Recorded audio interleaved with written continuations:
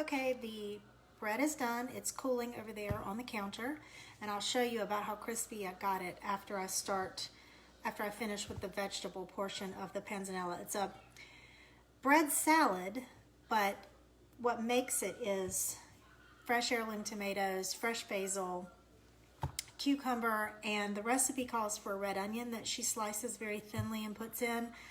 I would love that. Nobody else in my family would. So it's not worth it to me to cut up red onion for just me. And quite honestly, if I were going to eat it tomorrow as well, which I have no idea if we'll have any leftovers, but I'd want to take it out before I put it in the refrigerator because it would get to be just too skunky.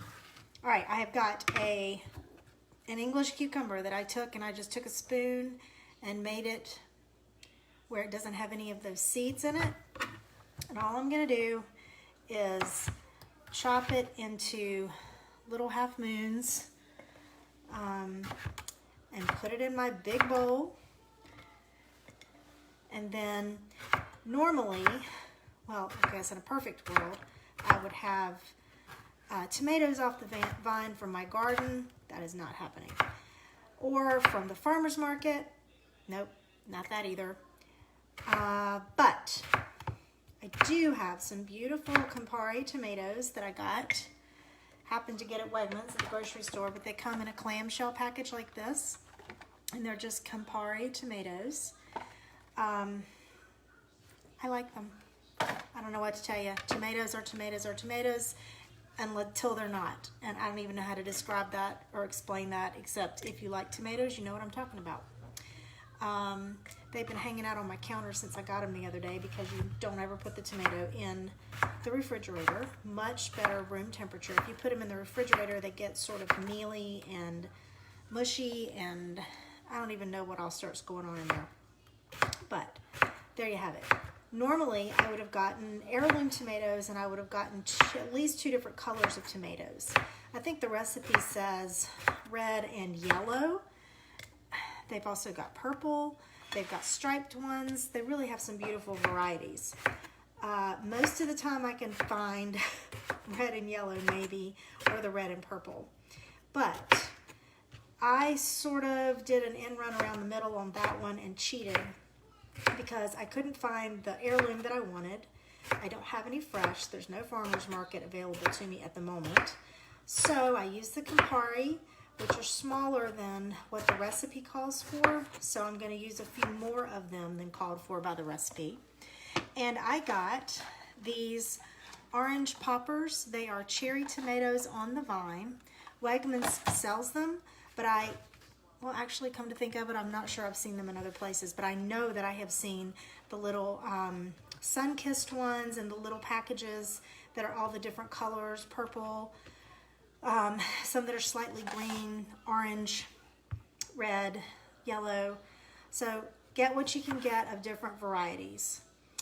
All I'm going to do is cut these Campari tomatoes into sort of big chunks. So I cut them into little smiley faces, and then I'm just going to do those in half so that their juices are going to come out in the salad with the bread. It's one of the reasons I toasted the bread, to make sure that we were going to have a bread that was going to be hearty from the get-go. And I'm just putting the tomato in with the cucumber. And I'll add a few of them, and then I'll go ahead and look and see what it's looking like. And I'll probably add a few of the orange ones in as well. It's not going to look exactly the same because it'll be smaller tomatoes, but that's cool. I'm all cool with things not having to look exactly like the recipe. Sometimes it's nice, sometimes it really doesn't matter. I got basil the other day, and I had every intention of getting enough basil off my new plants in order to use that in this salad. Unfortunately, the salad takes a lot of basil, so it doesn't have enough on my plants to warrant using it, because then I would literally have to use every single leaf and still need some off my little plants. And with the cherry tomatoes, judgment call. If you like having them, cutting them in half and think that's a good fit for your salad, do them in half. I'm probably going to do the bigger ones in quarters, the smaller ones in halves, alternate, do some in quarters, some in halves, just so that I can get the juice factor going at a good rate. Basil, I was talking about basil. I ended up going into the grocery store and looking to see if they had a huge bunch in the produce department of fresh basil that I could use instead, and as luck would have it, I found a clamshell full that I guess is for you to make pesto or something like that, or if you needed something with a ton of basil, and it smells amazing. And what I don't use tonight, I will use probably to make a little pesto, which I call alien pasta, or I did when my children were little, and they started eating it because I called it alien pasta, and so now they eat it. It worked with my kids. Okay, now the first time that I had this, I thought, oh my goodness, what wonderful goodness is this. It is all the best flavors from Italy, that chewy, dense bread, good olive oil. We're gonna put some balsamic vinegar in it, as well as the, of course, fresh basil, and some good salt and pepper. And since it is a hearty salad, but it is not hearty enough to feed to a husband and a bunch of teenagers and have them not be hungry 20 minutes later, we are also doing a recipe that I found from the Damn Delicious website for grilled chicken that has a mixture of all kinds of good things, including balsamic vinegar and olive oil, which is one of the reasons I chose it. It also adds some other good Italian herbs like oregano and thyme and rosemary, but it was a really good-looking grilled chicken recipe, which, as you know, grilled chicken can be a little bit bland if you're not careful. So that's what we're going to avoid. Okay, this is what I got here in the bowl. I've got really pretty greens and cucumbers. After I've just fondled all that, I should probably tell you that I washed myself down like I was going to perform surgery before I did this, which is my MO in the kitchen, because I wouldn't want dirty hands on my food, so I'm not going to do that to my family. All right, and because we have an entire pan full of bread, we're going to have enough tomato-cucumber combo here to support that. So I might go ahead and use all of my little tomatoes. I didn't know if I was going to have to, but it's looking like maybe it can stand that. And I'm going to take a couple more from here. If you ever get the chance to try these, either the orange poppers or something called I think they have flavor bombs, which are the red cherry tomatoes, and sugar bombs, which are their red grape tomatoes. They're amazing. All right, that looks like a better ratio to me. Green and the red, literally just eyeballing it. Now what I'm gonna do is, and there's one sad little tomato left. We'll see what it looks like after I put in the bread. I'm just gonna take the basil, and I have pinched it off these stalks. I just pinched it off and washed it and patted it off with a paper towel. And all I'm gonna do is stack the leaves up very imprecisely and try to pinch off the stems. Big leaves are really good. They're easy to chiffonade. And I'm just going to put them down on my cutting board and roll them up into a little roll like this. Sometimes I can get it tighter than others. And I'm going to just chop it into tiny little ribbons, which I think is probably what the chiffonade term means. Haven't looked it up. That's always been my supposition, and I do not speak Italian. Of course, it might be French, and I do speak some French, but I can't remember, so. This will fall under random things I think about while I'm cooking that then I have to go look up. All right, The recipe calls for 25 leaves. I had a feeling for the amount that I was doing, I was going to want more than that. So I ended up probably doing 35, although the recipe I think says that she added a little bit more in the end to make it come out right. So now I'm still got my chicken chilling in the refrigerator in the marinade. I will tell Daniel, if you would like to preheat the grill now, you can, because he's going to help me with grilling the chicken tonight. It's not going to take that long, and once we get the panzanella together with the dressing on it, it's oil and vinegar and salt and pepper. Once we get that on there, we're going to want to let it just hang out and marinate for a little bit. Let all of that tomatoey goodness, the balsamic vinegar, the olive oil, all sort of soak into that yummy bread. And I'm almost done with my basil. I'm going to add it on top after I add the bread, and then mix it around and see what I see about what it looks like proportion-wise. I love the way basil smells. It smells so fresh. I don't remember how old I was before I realized that pesto is actually just basil, nuts, cheese, and oil, but there you have it. I didn't necessarily spend my entire life knowing that. And how sad is that? Okay. We already discussed that as it turns out, I'm not too much of an olive oil snob. I mean, don't get me wrong. When I get the opportunity to have really excellent olive oil for dipping bread on the table, for cooking with it, it's amazing. And I have done that. I've gone to an oil and vinegar shop here in town and gotten special oil and vinegar that they actually did import. And it was amazing. But I have discovered that I like the vinegar and oil enough that I can get the stuff in the grocery store and still be happy without the expense. So when it gets down to the little baby leaves, it can get to be kind of hard to roll them up. But like I said, this is not a precise thing. There may be cooks that for whom it is, but not for me. I'm just getting it chopped up so that I can ribbon it through all this yummy goodness in the bowl. Okay, now what I'm going to do now is, I don't know if you can see that little pile I've got going on. It's probably a good half a cup if I packed it. So what I'm going to do, missed one. Slice this little guy up real quick.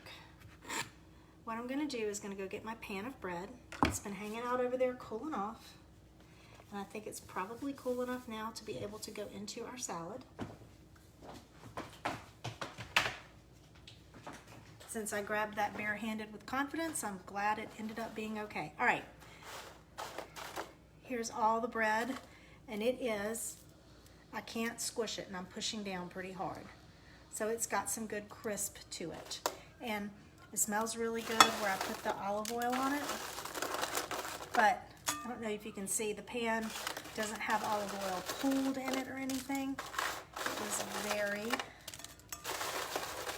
very drizzly, not poury. I'm sure that is a very technical cooking term that's going to catch right on. Okay, I am very messily pouring this in the bowl. And I used my biggest bowl, my biggest glass bowl. I probably should have used my biggest metal bowl. Just because my biggest metal bowl is bigger, because this is what I'm left with right here. So this might get super entertaining watching me try to mix this stuff up. Actually, what I'm going to do, just to try to keep it all under control here, is just put my hands in it and fold it over on itself. Now, obviously the reason that we're going to let this hang out with the dressing on it is because we want the bread to soak up all the goodness of the olive oil and the vinegar. The recipe initially, when I read it, I thought it said balsamic vinegar and olive oil. And then when I looked at it again today, I realized it said red wine vinegar and olive oil. And y'all, I love the Pioneer Woman. She does amazing stuff. But red wine vinegar in this dish is not my jam. So I'm gonna do balsamic vinegar with it. All right, that looks like it is mixed up a little bit better. I'm gonna rinse my hands.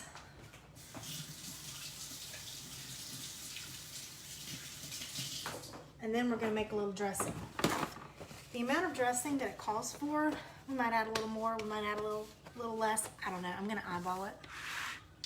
So it's about a 1/4 cup of olive oil and I'm just gonna use my handy dandy Pyrex here. 1/4 cup of olive oil and a tablespoon of the vinegar. This is just, I got it in the grocery store. It was a little bit more expensive balsamic vinegar, but it's good stuff. And I'm going to take my little whisk and just whisk that around a little bit. I'm gonna get my kosher salt and just what I call my kitchen pepper. It's just a coarse grind that I have in the ugly salt and pepper shakers that I don't get out at parties, up in the cabinet.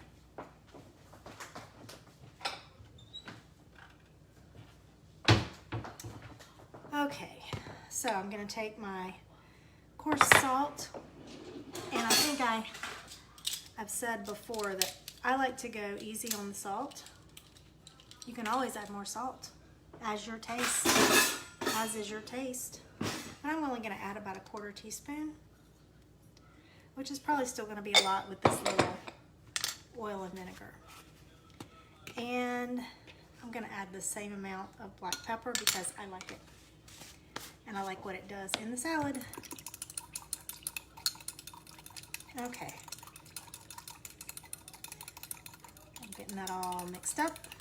Now I'm gonna just pour it over my salad here. Just drizzling.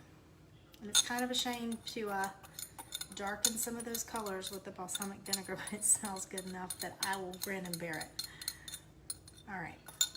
Now I'm going to take my basil and I'm going to sprinkle it on top.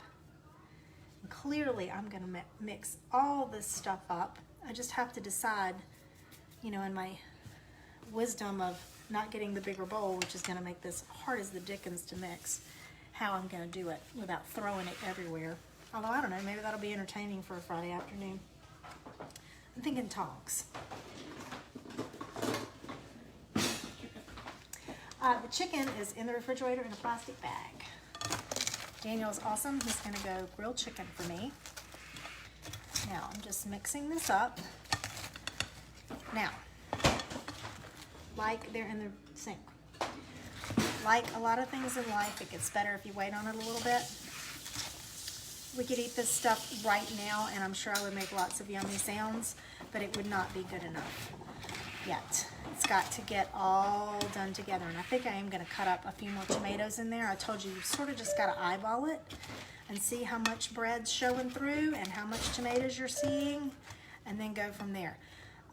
Different people make panzanella different ways. Some people just do the tomatoes and bread. Some people do tomatoes, onions, and bread and no cucumber. I like the addition of cucumber. To me, that really says summer, which is what this whole dish says to me. So I like to err on the side of summer. So what I'm gonna do is just cut up a few more tomatoes now that I've eyeballed it, and I'm gonna add that in. And I had already washed several of these babies here in this little clamshell. I just popped them back in here for convenience sake.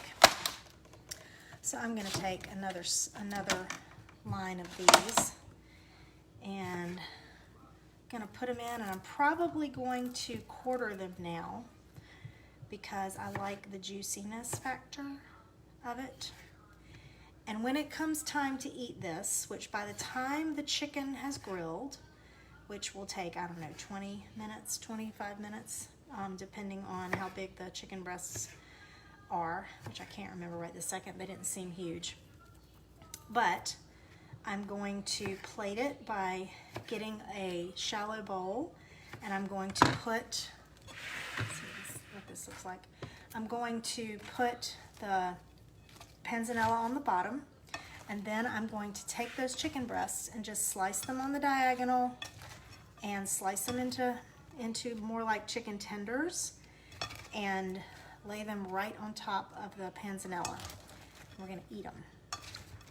So this is gonna hang out while the chicken's grilling. I'm gonna get it all mixed up here. I may drizzle a little more olive oil on. I may put a little more basil in. At this point, I'm just gonna look and see what I see about how it smells and how it looks. But that's it. I'm gonna talk about an easy dish for dinner.